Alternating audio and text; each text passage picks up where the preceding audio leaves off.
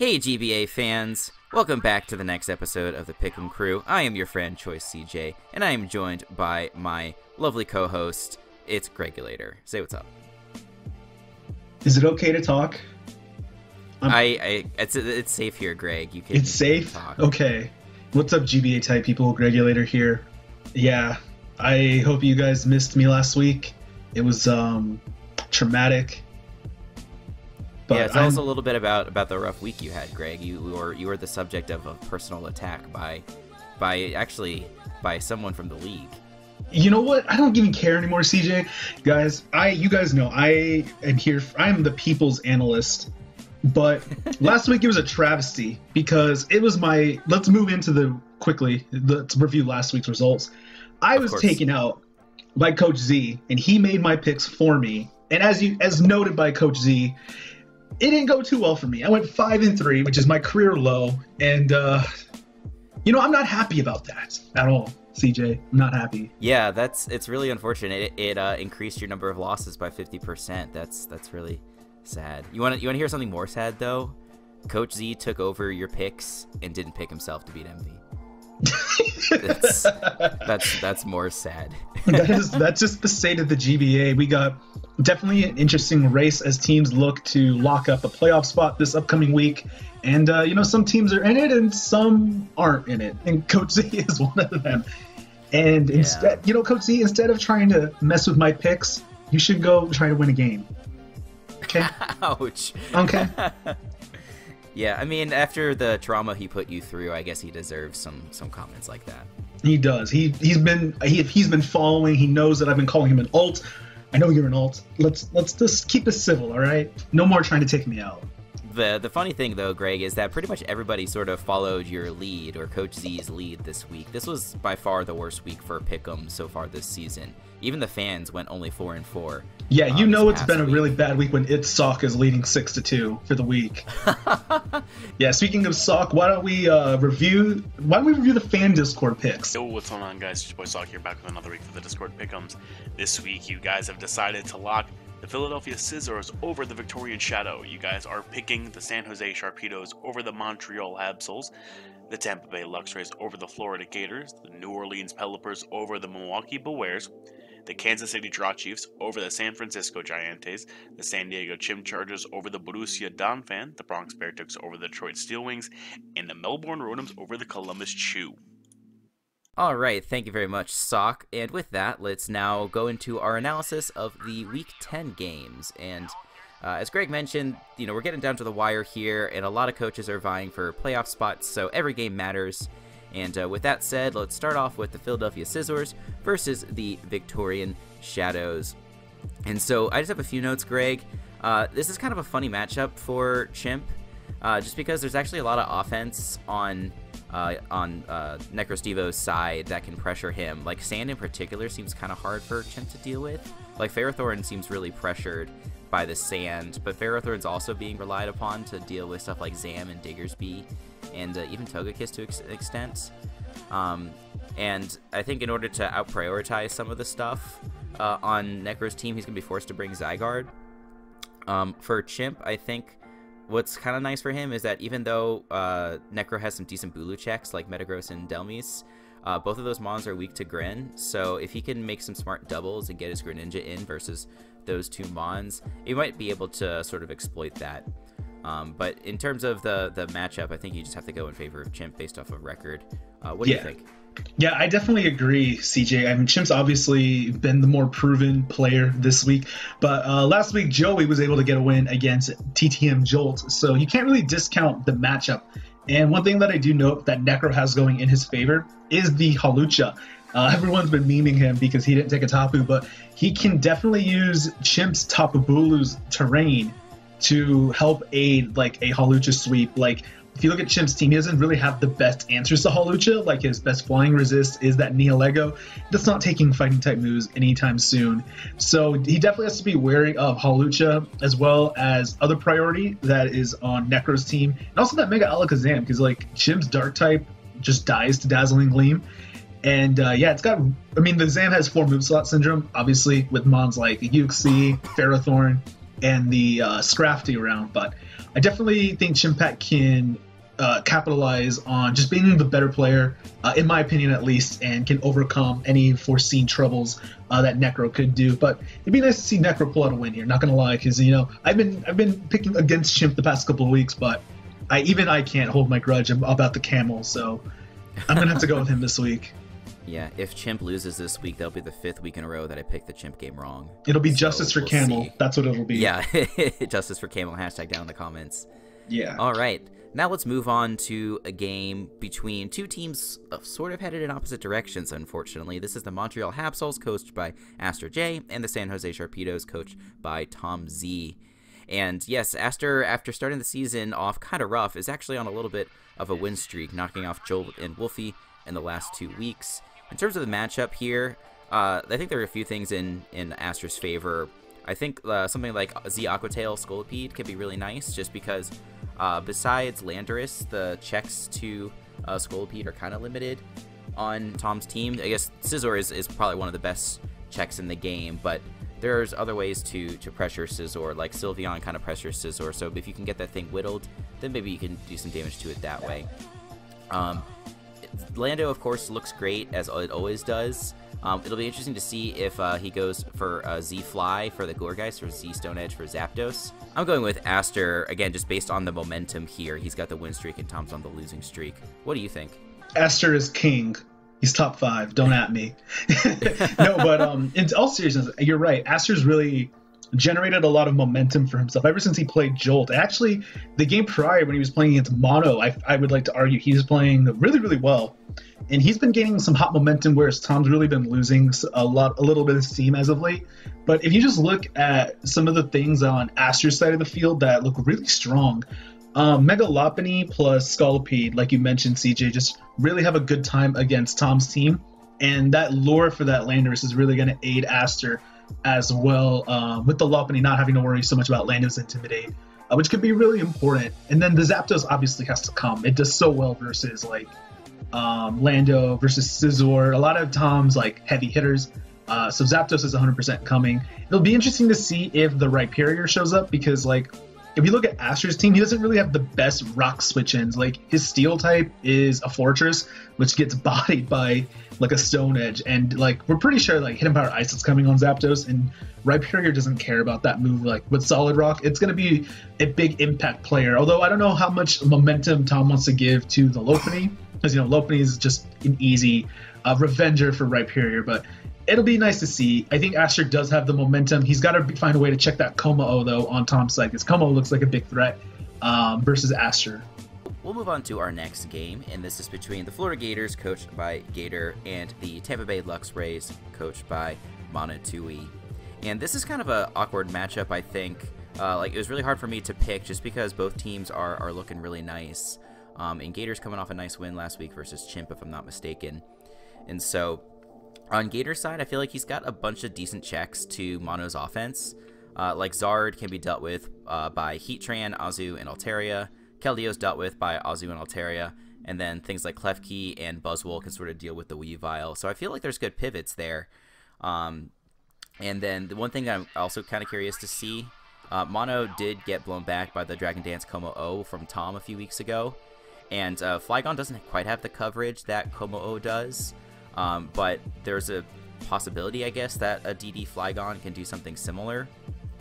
So we'll see if Gator decides to bring that. If I were Mono, there's a few sets that I would try and bring. Like, I would bring a bulky Wisp Zard to lure in things like Altaria and Azu. Neither of those things really like to be burned all that much. So what do you think about this matchup?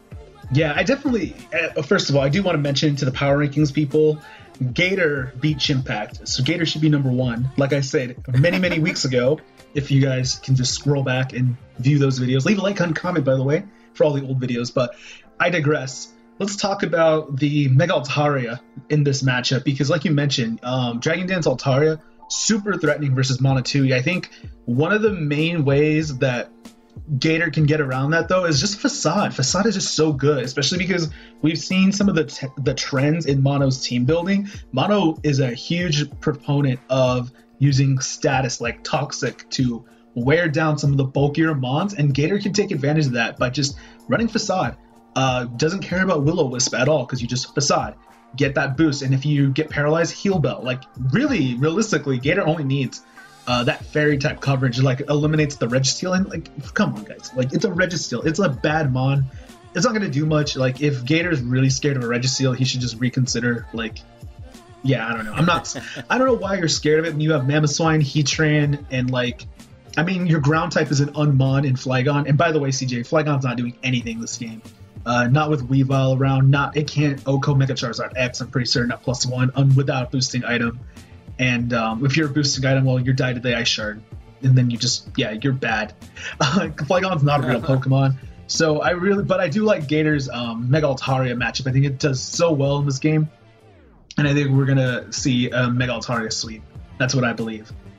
All right, then let's keep up the nice pace here and go into our fourth game. This is Milwaukee Bewares, coached by Wolfie, versus the New Orleans Pelipers, coached by John, aka Pokemon.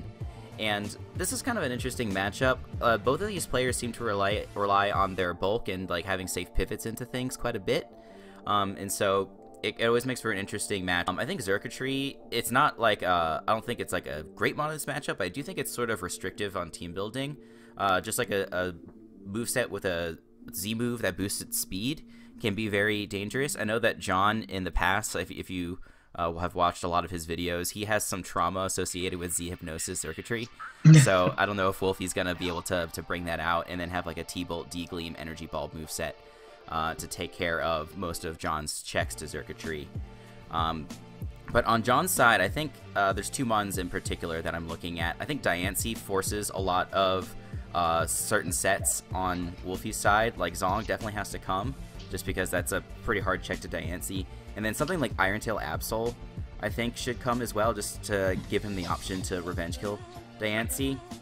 One other mon that I like on John's side a lot is Escavalier, because it does really well versus Reuniclus plus Florges plus Tangrowth, and because of how slow it is, it deters the normal Trick Room strategies that Wolf really likes. I mean, it's true that like things like Jellicent and Conk can probably take hits from Conkeldurr pretty well, but, you know, Escavalier has other ways to annoy those, like with knockoff and stuff. I'm going with John this week. Who do you think might come ahead in this matchup? Yeah, I definitely agree. I really like John. John's been gaining, similar to Aster, but with a better record. John's been gaining a lot of momentum these past couple of weeks, really establishing himself in his swan season of the GBA. And one of the the offensive pairing that you brought up of Mega Diancie and Escavalier really exerts a lot of pressure on Wolf's team. Now, Wolf's team is really susceptible to offensive play styles, which John's not necessarily the best at executing pure offense, but when his best threats and pivots are like Jolteon, Tornadus Therian, Garchomp, Mega Diancie, those mons are all faster than anything Wolf can offer on his side of the field, bar that Mega Absol, but that's kind of a, you know, it's a Pokemon. Like, we have to respect it. Yeah. But alas, like, you know, I feel like if John's going to win this game, he's really going to rely on Garchomp's breaking along with Escavalier. And, you know, just that pairing in general looks really strong. And Tornadus T is going to be there to consistently check Conkeldurr, which can get a little wild, not going to lie. But alas, like, it is what it is. And, like, there's a few, like, fun things that John can do, like Psycho Shift Flame Orb and Cresselia could be really strong. Get knocked off, Flame Orb, Psycho Shift that burn onto the Mega Absol. I think that's how it works. Hopefully that doesn't get Magic Bounce. If it does, I'm going to look bad. Comms are going to roast me. Oh, gosh. Yeah, well, I guess hopefully we'll find out, right? Yeah, we'll find out. But, yeah, that's kind of my thoughts when looking at this matchup. I just really trust John's offense. It just is so drawback free. Because like you mentioned, like the stab options, like the flying resistance is Xurkitree, that's an Unmon. Mega Diancie, like there's no switch-ins bar Bronzong, you have to go into Bronzong, and like John can take advantage of that by going Escav, just knocking off, just being a nuisance. I think John has a lot of Pokemon that are just annoying to Wolf's team, and it's going to show in this matchup where Wolf is relying heavily on switching and like going into pivots, whereas John can just annoy and gain momentum through like Serena's U-turn, Torn's U-turn. Mega Diancie just fires off hits. Garchomp just fires off hits. So we'll see how that dynamic plays this week. Well, then let's go to the second half of the matches, starting with the match between the San Francisco Gigantes, coached by gym leader Gio, and the Kansas City Giraffe Chiefs, coached by Token Minorities Jolt. All of our fans and analysts are looking for Jolt to bounce back this week, but it's not going to be an easy task. I think on Gio's side, Toxapex is looking pretty hard to break. Guard is kind of his only like really reliable check to it. Like Toad, you know, with the ground stab that thing has, can hit Toxapex, but it's just not as offensive as something like Guard. So I think that'll be pressured. And one thing that I think is potentially kind of spooky, which you might not think so right away, is a setup Mew set. Jolt does have 2 dark types, being Hydreigon and Persian, but I think the right Mew set can potentially set up on those things, and as long as he's got coverage to still hit Celesteela, Mew can be very hard for Jolt to break. Like maybe he brings like a punishment Persian set to deal with like Calm Mind Mew or something like that, but I'm not sure how punishment deals with like a bulk up set. On Jolt's side, I think Arrow is actually really nice because it outspeeds everything on Gio's team, and it's only scared out by Scizor and Scarf Rotom. Just rock coverage in general is really nice versus Gio. And I think Bulky Celesteela is likely to come just because it gives so many problems to Gio's team. His normal switch into Leech Seed, being Shaman, doesn't like fighting Celesteela. And Blacephalon obviously can threaten out Celesteela, but Jolt's actually got a couple really nice responses. Hydreigon resists the dual stabs.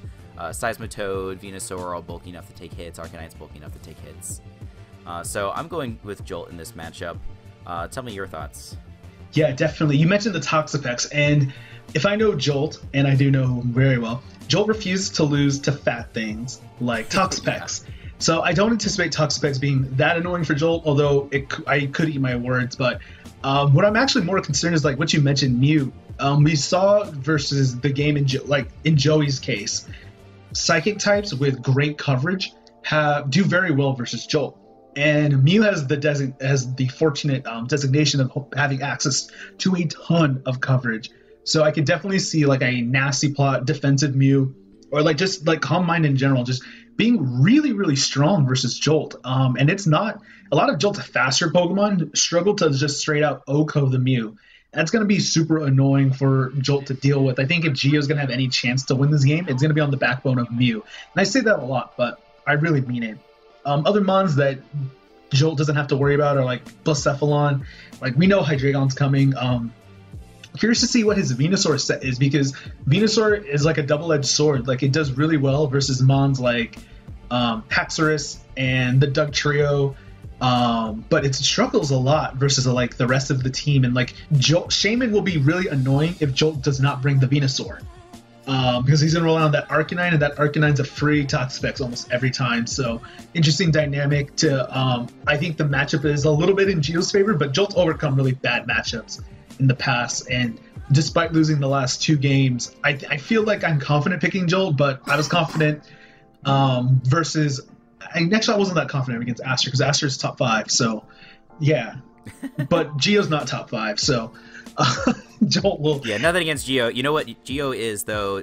Top number 1 in terms of hottest draft league players. So he is. That carries some weight. That carries a lot of weight. Yes, definitely. That counts for a lot. So let's go into our next matchup here. This one's between the San Diego Chimp Chargers, coached by Lord Envy, and the Borussia Donphan, coached by Lars, aka El Scizor. Do you want to take this one first, Greg, or do you want me to go? Isn't Envy just gonna win? Like that's usually what happens, right? Yeah, I mean, you bring up a good point. Envy usually wins. Actually, Lars has probably one of the best matchups versus Envy, mainly because a lot of Envy's defensive core, his defensive core in particular of Empoleon, Gligar, and the Amoonguss, Mega Manectric just runs through a core like that. Mega Main has it's really nice to have really strong like overheats or flamethrowers to bop the Amoonguss, and that's really strong as well. Hidden Power Ice is obviously a benefit, and one thing that can't be overstated though is Electric Terrain helps the Mega Main against Envy. So those Thunderbolts are going to be hitting really hard against like Silvally, Magmortar, which we saw last time. And also, there's a Slowbro as well, but who cares about Slowbro when Empoleon comes every week? Mega Pinsir is also hard checked by Mega Manectric as well, so I think Mega Manectric is going to be super key in this matchup for Lars if he's going to do anything.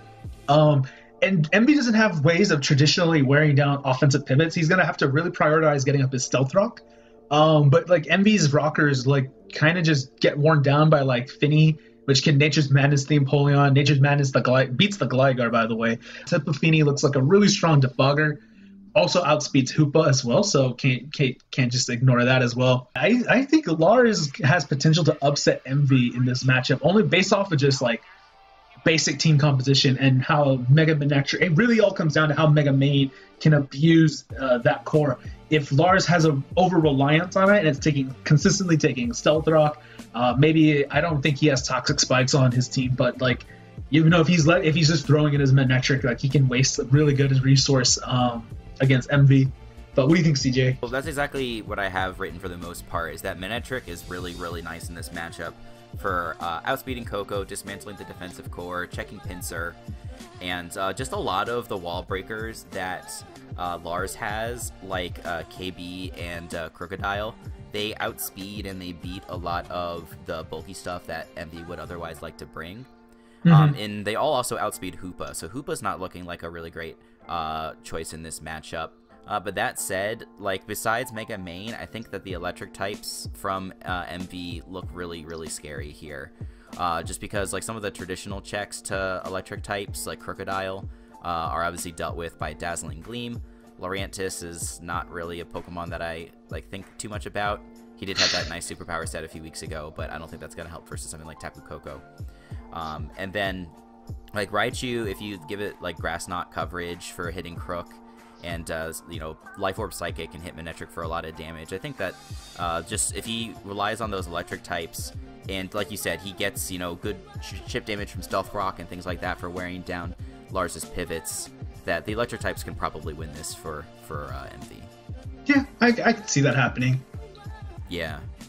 So we'll see how that one goes. There are a few people picking Lars this week. You know, MV has this is the week to pick Lars against MV if you're going to. Yeah, because Lars kind of needs this one to make playoffs. I agree. Okay, let's go into the next matchup. This one is Crimson Seabad and the Detroit Steel Wings going up against Joey, PokeAMMD, and the Bronze Beartics. So the interesting thing in this matchup is that we've all seen that Joey really likes to bring, you know, setup sets, especially like bulky setup sets with rest or substitute and things like that. And I don't think that the draft that Chase has really allows for that. Like, he can apply a lot of pressure with his mons like Infernape, with Thundee, with Mega Beedrill and things like that. So we'll have to see if Joey brings that same strategy or if he elects to switch it up. The other thing I look at on Chase's team is that what does he bring to check Zygarde?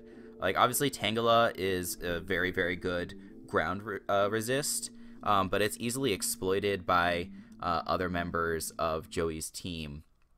So we'll have to see. I think maybe like Donphan or Kofag are better just due to their natural bulk and the fact that they actually have a little bit more offensive presence. Donphan especially with the priority Ice Shard.